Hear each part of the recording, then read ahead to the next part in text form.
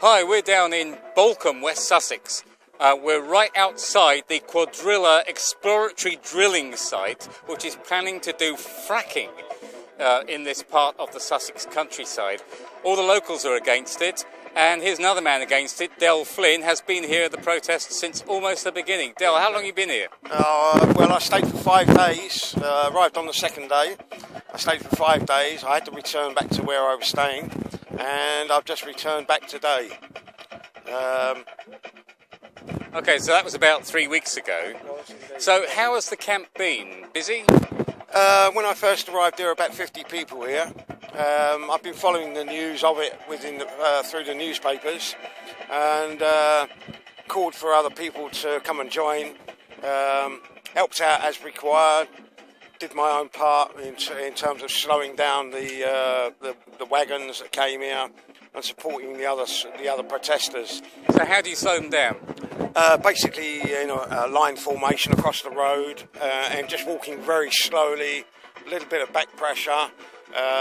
We had a police line behind us, double police line in fact, and they eventually got their trucks in, and we've managed to slow them up. We actually delayed their drilling by 1 week, and they seem to have done some drilling, but I believe we're being very, very successful here.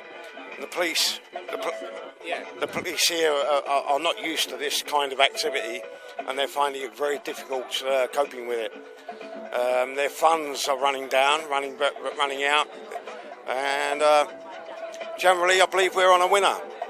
I mean, I understand that Quadrilla have also stopped drilling for the duration of this protest. This is the big protest. There's a big camp up the road called Reclaim the Power, and there's a lot of activists down here now. So it's been pretty successful so far, What's the prospects for what happens now? I believe that we've won this particular battle, if you like, as opposed to a full war. But there are many other sites. There's another one west of Crawley, which was there before this particular site.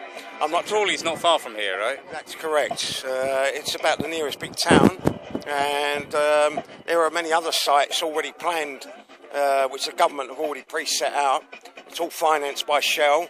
They purchased the rights from actually Canada, who started this fracking business up in their country, and damaged their own environment. And obviously, that environment is part of our own environment over here. America was the first party to purchase the design idea from them, and England has gone in for it. China has gone in for it. Many other countries are very interested in it, and basically, I don't think they have any right to do that without permission from the people overall. So if you had much contact with the locals, and what do they think about it? Yes, I have. I've spoken with most of the locals in many senses. They've come down here in those early days and supported this right for people to stand up in protest against this occurring. If they extract anything from under the ground, the finances go to the Crown. They don't go to the people. They don't go to the people who own the houses. And if anything comes out from under their houses and their house collapses, they have no compensation claim whatsoever. All they own is 13 foot below the ground and the bricks and mortar of their home. And basically, if their home collapses, they own nothing. They can't carry their home away in a carrier bag. That's for certain.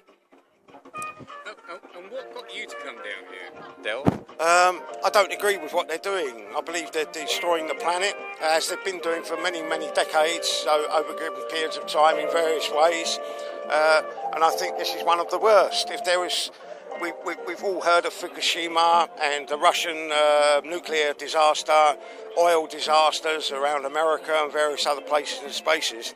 However, all they need is one spark in this very largely wooded area, and this whole area will go up in flames, and Balcombe will just be a pile of ashes. There will be no more village of Balcombe, and that goes on for any other area. I don't agree with it whatsoever. I do not agree with it at all. They cannot ensure any security or safety whatsoever. They're using radioactive material with their sand, and the water comes out of the local reservoir. It contaminates it, The animals have to feed off of it. The people that live in the local region, they have to live off of it. And I feel that they're undermining the people's rights to stand up for themselves and say no to fracking whatsoever, totally, basically. Okay, I just want to say that the train station in Balcombe is really close to this site. If you can get down here and pay the people a visit. This is Richard Hearing for Vision on TV. And if you can bring some supplies with you of food, we need food supplies urgently.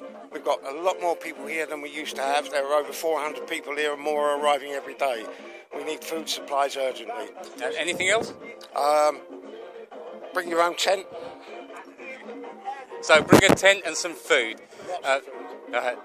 This is Richard Hearing for Vision on TV.